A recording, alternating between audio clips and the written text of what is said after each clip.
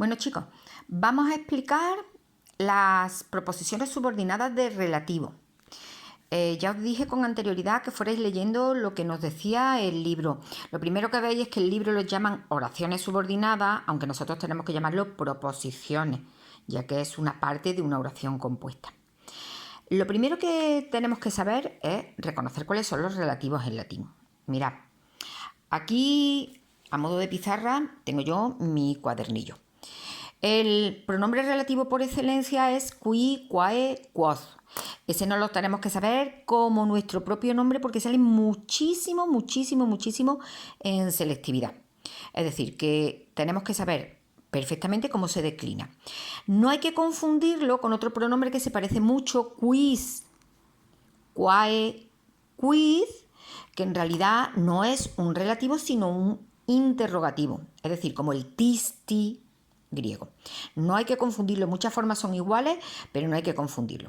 Bueno, sobre qui, quae, quos se forman algunos pronombres relativos compuestos. El más usual es quicunque, quaecunque, quoscunque. Se declina por dentro, es decir, yo le quito el cunque y lo que declino es el qui, exactamente igual que se declina qui, quae, quos.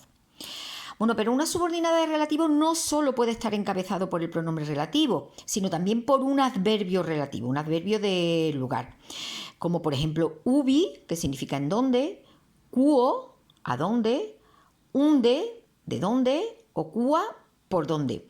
No sé si os habéis dado cuenta que en el texto que tuvimos que traducir ayer de griego había un adverbio de relativo u.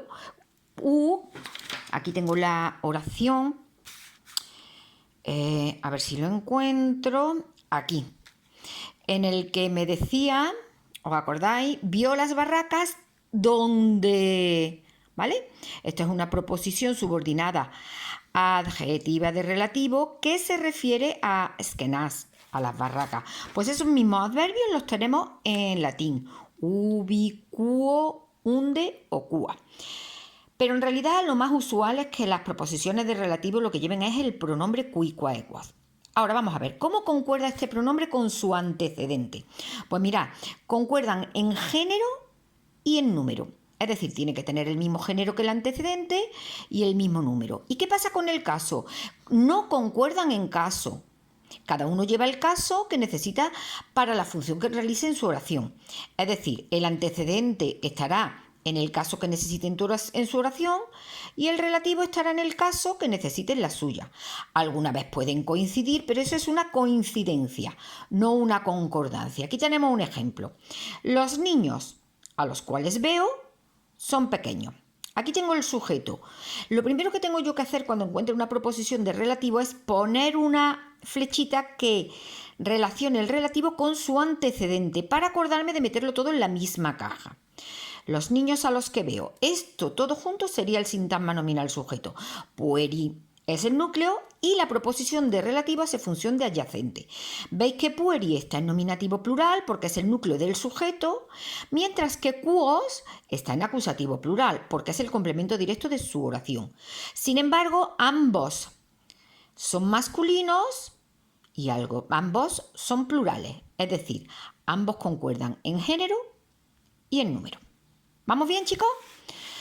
Pues vamos a pasar a los tipos de proposiciones de relativo. En el libro viene un poquito lioso. Como en selectividad nos van a simplificar mucho y nos van a dejar solo lo importante, yo me voy a quedar con lo que tenemos que saber.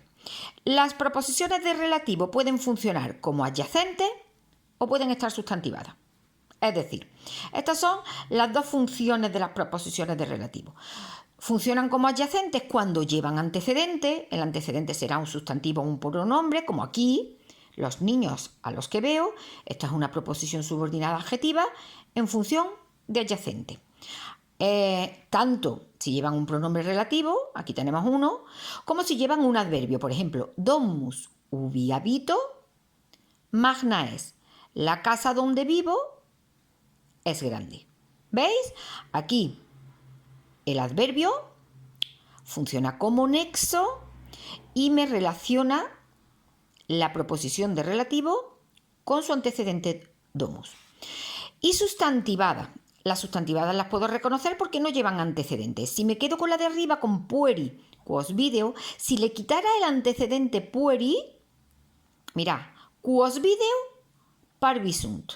Como este relativo no está relacionado con un antecedente, toda la proposición de relativo está sustantivada. Eso en español lo hacemos con un artículo. Por ejemplo, a los que veo son pequeños, pero claro, como en latín no hay artículo, no voy a podérselo poner al relativo. Es decir, si yo veo una proposición subordinada con un relativo y con su verbo, y delante no hay un antecedente, yo ya sé que esa proposición subordinada de relativo está sustantivada. ¿Va bien? Es decir, las proposiciones subordinadas de relativo o funcionan como adyacentes si delante hay un antecedente, o funcionan como sustantivos, están sustantivados si delante no hay un antecedente. Y ahora vamos a pasar a algunas cosas más, que es el falso relativo. El falso relativo, que en el libro me lo llaman como relativo de enlace. El falso relativo no introduce una proposición subordinada.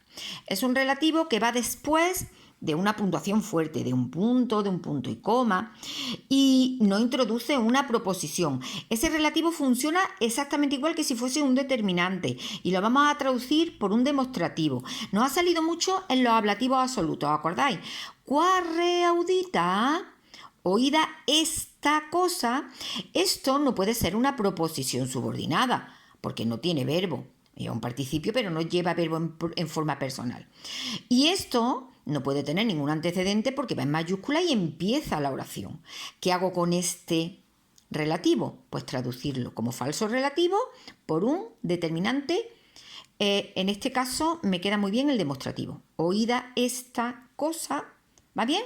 No confundáis el falso relativo con las proposiciones subordinadas de relativo sustantivada. Estas proposiciones son oraciones, ¿veis? Quos video, y tienen su verbo. Esto no es una oración, no lleva ningún verbo. Es simplemente el determinante de re, ¿lo veis? En el mismo caso, género y número.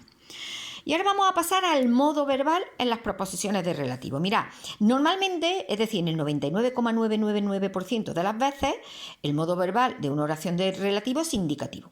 Siempre lo vamos a encontrar en indicativo. Pero en algunas raras ocasiones puede ser que yo me encuentre el verbo de una proposición subordinada de relativo en subjuntivo. Eso está así para marcar que esa proposición de relativo tiene un valor especial, un valor adverbial. Casi siempre, bueno, para nosotros siempre va a ser el valor de finalidad. Y ya las teníamos vistas, incluso añadidas, en nuestra lista de la expresión de la finalidad en latín. ¿Os acordáis? Misit legatos qui pacem peterem. Aquí dentro del sintagma nominal complemento directo, cuyo núcleo es legato, tenemos una proposición subordinada de relativo. Veis que el qui se refiere a su antecedente legatos. Sin embargo, si miro el modo verbal de la proposición de relativo, peterem está en subjuntivo, en imperfecto de subjuntivo. Eso no es normal. ¿Por qué han puesto el subjuntivo? Pues porque esta proposición de relativo tiene un valor adverbial, un valor de finalidad. Envió legados, literalmente dice, los cuales pidieran la paz. Una forma más correcta de traducirlo es traducirla como una proposición de finalidad. Envió legados para que pidieran la paz.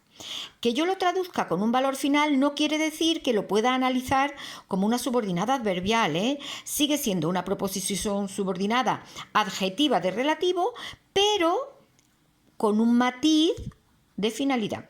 Yo lo seguiría analizando como qui el sujeto, todo lo demás el predicado, peterem el verbo y pacem su complemento directo. No es que nos salgan muchas proposiciones de este tipo, pero ya lo hemos visto en alguna ocasión. Es decir, ¿qué me puedo yo esperar en selectividad? Pues esto, proposiciones subordinadas de relativo que vayan en modo indicativo, ya sea con un antecedente, y entonces funcionarían como adyacente, o ya sea sin antecedente y estarían sustantivadas. Y también me puedo esperar, porque es una construcción muy usual en latín, el falso relativo, que nuestro libro lo llama relativo de enlace, que es un relativo que no introduce una proposición, no lleva verbo en forma personal, que va después de una puntuación fuerte, por eso se va a escribir en mayúscula, y que equivale en realidad a un determinante demostrativo. ¿Qué cosas nos hemos dejado atrás? Pues hemos dejado atrás en nuestro libro una cosa realmente extraña que me viene de la proposición subordinada adjetivo relativo. Esta la vamos a ignorar. ¿Por qué la vamos a ignorar? Porque la selectividad de este año será relativamente fácil. Esto es más inusual y no nos va a caer. Así que nos vamos a quedar única y exclusivamente con lo que yo he explicado. Si tenéis alguna duda,